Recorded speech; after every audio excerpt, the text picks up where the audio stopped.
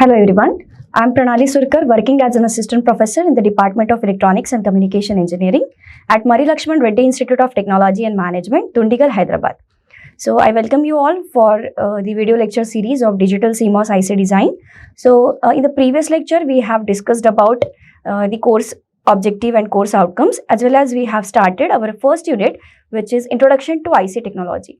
So we have seen the basics regarding IC technology, and as this is a CMOS course, we have seen different kinds of ICs also, digital, analog and mixed signal IC.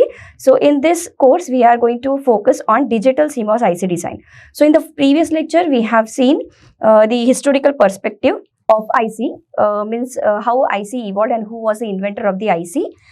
Then we have discussed about the level of integration, starting with SSI, then MSI, depending upon the transistor and gate, logic gate counts.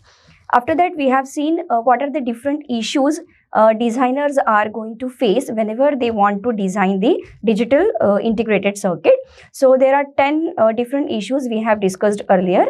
And after that, we have seen some quality matrix, means on which parameters mainly affects the quality of the digital design. So in this lecture, we are going to see the 5 technologies. So MOS, then the types of MOSFET, which is PMOS and NMOS. After that, we will see the CMOS technology and BiCMOS technology as well. We'll discuss about the structure and what are the application, what are the advantages and disadvantages of these technologies that we are going to see. So, so in this lecture, we are going to focus on these contents. So we'll start with the MOS. So if MOS we'll consider, then each alphabet is having some different meaning. So MOS stands for metal, O for oxide, and S for semiconductor. So what these metal, oxide and semiconductors are basically, so this metal, we are talking about the gate terminal, as this MOSFET we have already studied in the previous classes, but here there are these 3 layers indicates that these are the layers which will form the transistor. So the first is the metal gate. So that's why the word over here metal we are using. So gate is previously the gate is made up of metal, but now we are using the polysilicon. And polysilicon is nothing but the crystalline form of the silicon, which is a pure form. Then this oxide layer indicates the insulating layer, for which we are going to use the SiO2, means silicon dioxide. So it acts as an insulating layer in between the gate and the substrate. Now the third is nothing but the substrate, which is made up of semiconductor. So either it will be a p-type semiconductor or n-type semiconductor. Now previously the MOS structure is studied as a capacitor. As we all know, capacitor is having 2 plates and in between dielectric is there. So this metal is nothing but considered as a 1 plate, and semiconductor is another plate, means second plate, and there in between these 2 plates we are having the dielectric and which is oxide layer. So now depending upon the gate voltages, as there are the 4 terminals.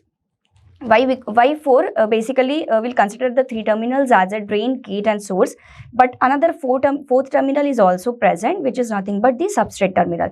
We can also call it as body terminal or the bulk terminal as well. So here we can find the MOS structure. Here this green color is polysilicon, and this yellow color in beneath the polysilicon gate is nothing but the insulating oxide, means SiO2 layer. And this is the diffusion. These are nothing but the highly doped region of called as source and drain, and this is nothing but the substrate. So silicon substrate we are using over here, and in between this drain and source there will be the channel. So depending upon which type of transistor, which type of MOS transistor it is, so our channel will be made up of that particular charge carriers. Now there are 3 processes: accumulation, depletion and inversion. So depending upon the gate voltage, we have to vary our gate voltage, and then it will undergoes the accumulation process, depletion and inversion. So I'll briefly describe it in the next topic, means N channel MOSFET. So if accumulation means the majority charge carriers are accumulated beneath the gate, so that process is nothing but called as accumulation. Depletion means we are applying some gate voltage and it will remove the majority charge carriers. Inversion is nothing but the minority carriers for the conductive channel. So by varying the gate voltage, we can see these layers. Now here this is the structure of MOS transistor. So here you can find I have not mentioned any p-type or n-type substrate over here. This is the generalized MOS structure. So here substrate will be there, as we have seen in the previous diagram as well. So here source and drain are the highly doped region, whether the substrate is lightly doped region. This is the gate oxide in which we can call it as SiO2 also. So this is the oxide layer, and this one is the gate terminal. So there are 3 terminals over here, and this one again another 4th terminal is nothing but the body or substrate terminal. So in between drain and source channel will be present. So if we talk about the substrate, it is typically made up of silicon as a semiconducting material. Why silicon? Means silicon is having some different advantages. It is easily available on earth, as well as it has a high melting point, means it is very less sensitive to the temperature. Then the substrate can be, as I told, it can be p-type or n-type depending on the doping concentration. So which doping we are actually using, so on that basis it will be p-type or n-type. Now source and drains are the heavily doped region. These are created in the substrate. Now what is mean by source? So source is where the carriers enter the transistor, and the drain means where the carrier exit the transistor. So the another terminal is gate. So it is a very important terminal. We can call it as a control terminal as well. So here we are using the conductive material as a polysilicon, or previously it was used as a metal.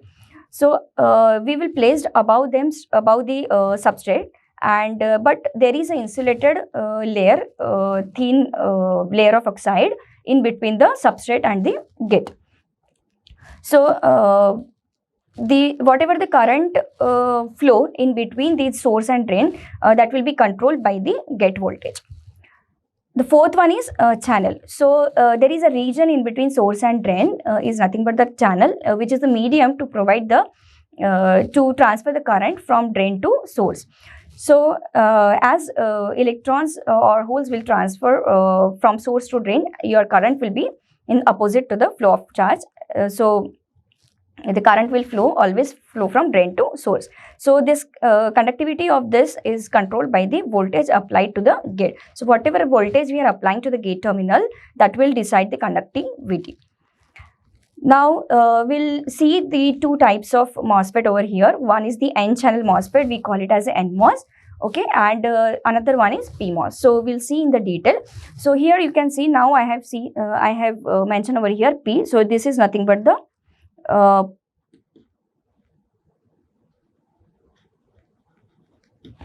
P substrate. So here another terminal is body terminal. Why we have mentioned over here N plus? So as it is an N channel MOSFET, its drain and source will be of N type, and this plus sign indicates that these drain and source are highly doped. So P is the substrate. If we are creating the NMOS, then your substrate should be the P type, and drain and source will be of N type. Now here silicon dioxide is a layer of insulating, means dioxide layer is there. After that polysilicon, and this terminal is nothing but gate. So 3 terminals, source, gate and drain, and the 4th one is body. Now as this is an NMOS transistor, it is characterized by the use of N type, means negatively doped semiconducting material, for source and drain, and the substrate will made up of P type, means positively doped semiconductor material. Now let me explain the process accumulation, depletion and inversion here. So P types means all are positively doped holes are there present in the substrate. Okay. Now our creation of channel is based on the gate. So for example, if VGS is 0 or less than VT, so we'll consider that VGS is equal to 0 or VGS is equals to negative VGS we are applying over the gate. So what will happen? So here as VGS is negative, all the positive holes are attracted near the gates or beneath the gate. So after that, so there is, so for NMOS to be on, what we need is we need positive voltage. Okay, so then only NMOS will be on. So if we are applying VGS as a negative, it won't be on, it will be in the off condition. So after that, if we instead of 0, we are giving now positive voltage. So but this positive voltage we are giving, but it is less than VT. Now VT is nothing but the threshold voltage. So minimum voltage required for the conduction. So whenever the VGS is less than VT, it means we are providing here now positive voltage. So as positive voltage we are applying, so all these positive charges are repelled back and it will create the depletion region. It will create the depletion region. So when we have applied the negative VGS, then all the positive charge carriers are attracted towards here and they will accumulated over here. So we can call it as the accumulation. After that, when we have increased the voltage and positive voltage we have added, so here all the positive charge carriers accumulated beneath the gate, they will start depleted from that region and it will form the depletion region. So after that, we will again increase our positive voltage and it will cross the threshold voltage. So in that case, whatever the minority charge carriers present in the p-type substrate, they will start accumulating over here. So when we have again exceed the positive voltage, all the negative charge will be present beneath the gate and it will form the channel. So these are the three different process are there: accumulation, depletion and inversion. So whenever we are providing positive voltage to the gate terminal of NMOS transistor, the electric field induced across this insulating oxide layer attracts the free electrons, means whatever the minority charge carriers are there in the p-type substrate, they will form the n-type conducting channel between the source and drains. So the conductivity of this channel increases whenever we are increasing the gate voltage.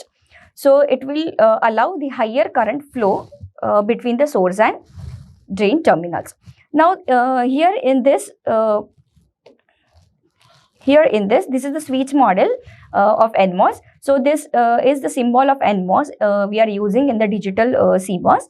So as it is a digital one, we are considering 0 and 1s. So if G is equal to 0, means if your gate voltage is 0 or it is less, so the NMOS is in off condition. So we have mentioned over here the open switch, and whenever the G is equal to 1, so your NMOS will be on. So whenever we want our NMOS to be on, then we have to give G as a 1. Means positive voltage we have to give to the gate terminal, then only NMOS will get on. So here are some advantages of NMOS. So before CMOS, the NMOS technology and PMOS technology were individually used. So as we all know, electrons has some higher mobility than the PMOS. So it is faster than PMOS. Then it has smaller size for same driving strength. So this is one of the advantages, and it is good for pull down networks. So what is mean by pull down? Means pull down is nothing but it is pulling the output to the ground. So whenever we require pull down networks, we'll use the NMOS over there. Now what are the disadvantages? So these advantages of NMOS is it consumes the static power if used alone. So if we are not using any other transistor along with this, so during the static condition, so it will consume less, it will consume some power. So so whenever it is conducting, it requires the resistive load. Then as compared to CMOS, it is less power efficient. As far as application of NMOS are concerned, it will in early digital ICs, the logic gates were formed by using NMOS technology. It is used in the past transistors also, switching circuits also, and whenever we want pull down part, we'll use the NMOS logic. So another is in analog ICs, it is used as a it is used in the amplifiers also. Then the second type of MOSFET is PMOS. So PMOS operation is completely opposite to the NMOS, as I said earlier that to get the NMOS on, we have to apply positive voltage, but in PMOS it is completely different. Different in the sense opposite. For PMOS to be on, we need to apply the negative voltage. As here we are considering the digital ones, we'll see that whenever the G is equal to 0, PMOS will be on, and when G is equal to 1, PMOS will be off. It is completely complementary in nature by the as compared to the NMOS. So here as PMOS, earlier we have seen NMOS. So in NMOS, P-type substrate we are using, but for PMOS we are using the N-type of substrate. And drain and source will be the highly doped region of P. P means holes or P-type semiconducting material. So PMOS transistor is having P-type semiconducting material for source and drain, and while substrate is composed of N-type semiconducting material. The operation is completely opposite to the NMOS. So for NMOS, we have to apply positive voltage to create the channel in between drain and source. Here we are using the negative voltage. So when negative voltage is applied to the gate terminal, the electric field across the insulating layer attracts holes of N-type. So as this is the N-type substrate, here majority charge carriers are electrons, but minority charge carriers will be the electrons. So whenever we are applying more negative voltage, the minority charge carriers minority charge carriers holes over here in this substrate, they will accumulate over here, and it will form the channel. So in P-type MOSFET, the channel is made up of holes. So this this conductivity of the channel is increases with the magnitude of the gate voltage. Okay, why magnitude? Because here we are applying the negative voltage, so we will consider the magnitude. Now, but the current will flow in the opposite direction compared to NMOS. So this is the switch model of PMOS. As I told, that G is equal to 0, the switch is closed and it will be on, and for G is equal to 1, the PMOS will be in the off condition. Now here are some advantages, disadvantages and application of PMOS. So whenever we want pull-up operation, because PMOS is considered to be pull-up because it can pull the output to the VDD. So PMOS generally we call it as a pull-up network, and NMOS is considered as a pull-down network.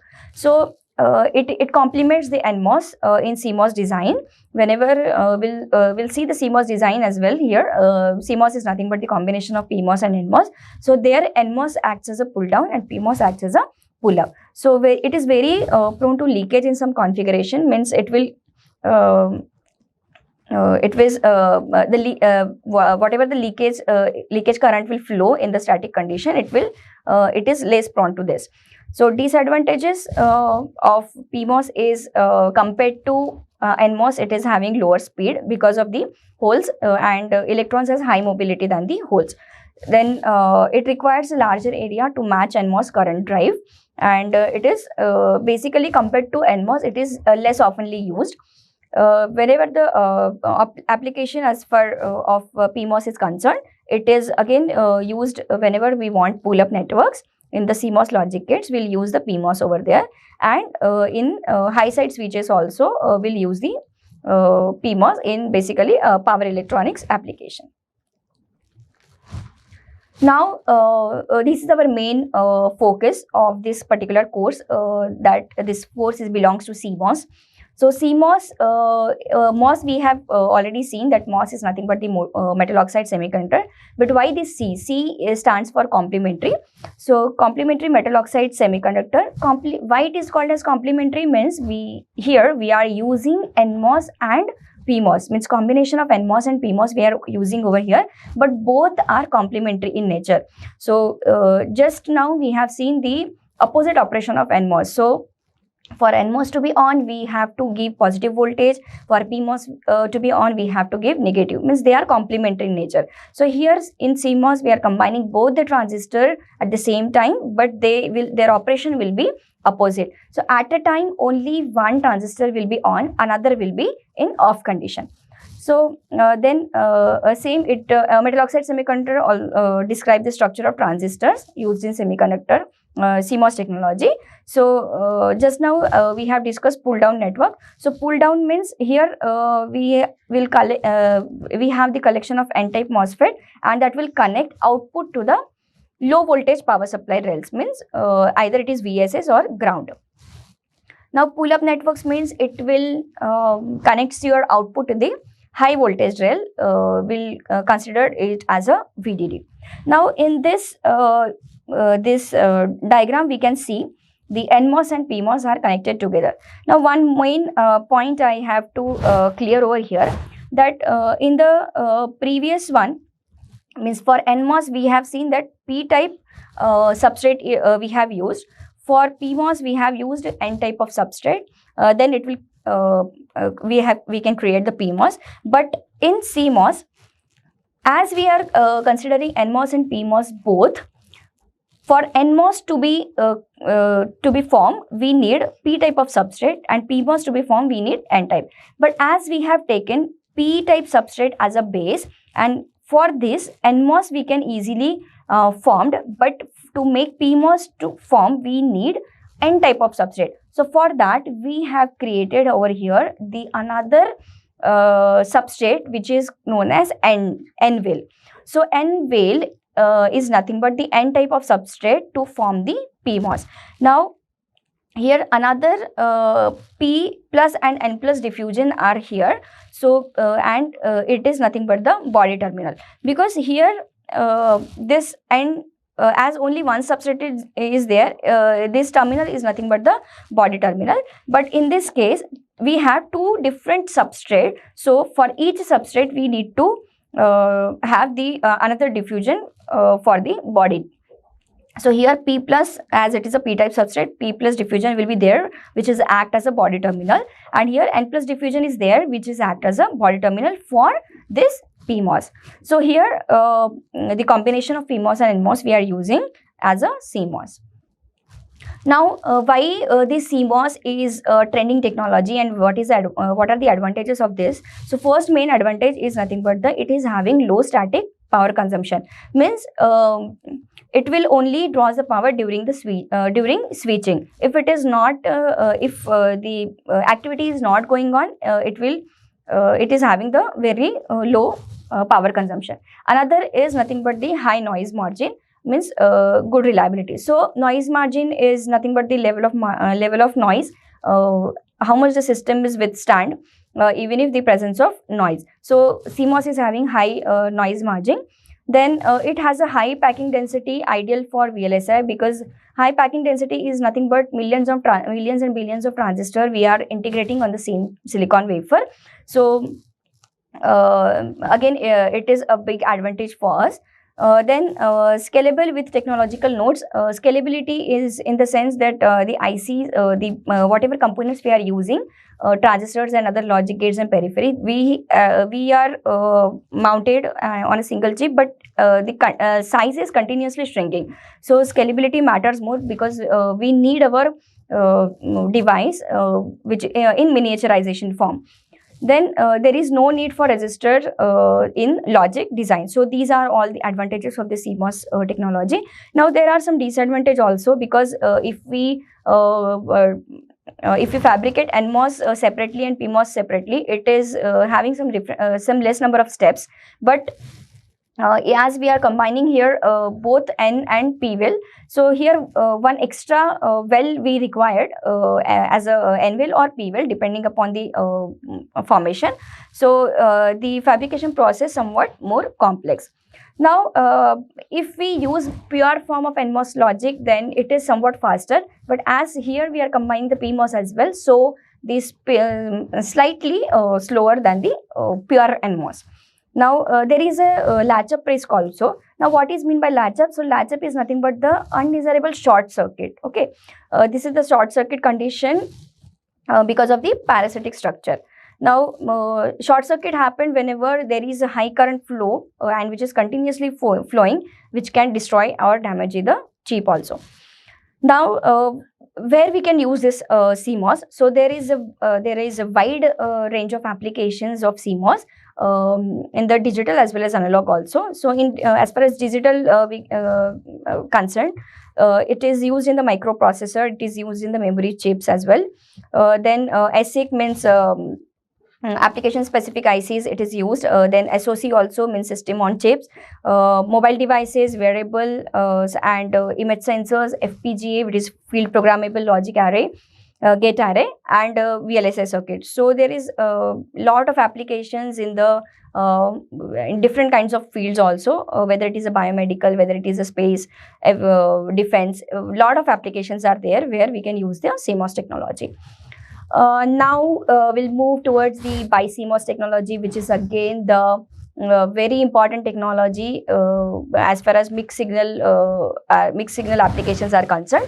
So BiCMOS, as we can see over here, CMOS is there, but now the word Bi stands for BJT, means bipolar junction transistor. We have this also, we have seen in the earlier semesters.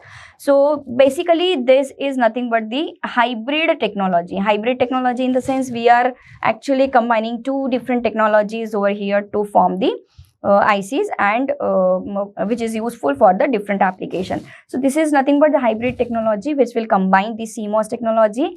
As far as advantage is concerned, CMOS technology, which is we will use for low power application, and bipolar transistor, bipolar junction transistor means BJT, which is we will use for the higher speed and higher gain analog performance. Now as we know that CMOS is nothing but a unipolar device, and bipolar is nothing but the BJT is nothing but the bipolar. So in BJT also we have two different type of transistors, NPN and PNC. Now what we are going to do in this, we are fabricating CMOS technology as well as bipolar junction transistor means BJT on a single chip. Now what they separately do, so CMOS will handle the logic control and BJT will amplify the analog, or it will provide the output drive strength. Now what are the advantages of this technology? So as compared to CMOS, it is somewhat giving high switching speed because of the BJT. Then driving current also very high because of the which is necessary for the capacitive loads, and it is ideal for mixed signal circuits. So whenever we want some the application based on the digital as well as analog, then we can use this technology. Now what are the disadvantage? So as earlier we have seen that CMOS is having PMOS and NMOS transistor, and here we are using again one more technology, that is BJT. So now in CMOS we'll use NMOS and PMOS.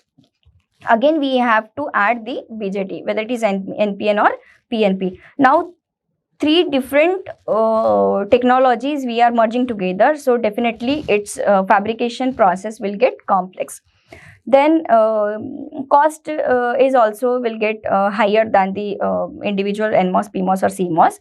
Then it is power hungry compared to pure CMOS, means it consumes higher power, means more power than the CMOS technology. So application, I told you, whenever we want mixed signals means analog and digital, then we will use the BiCMOS technology over there.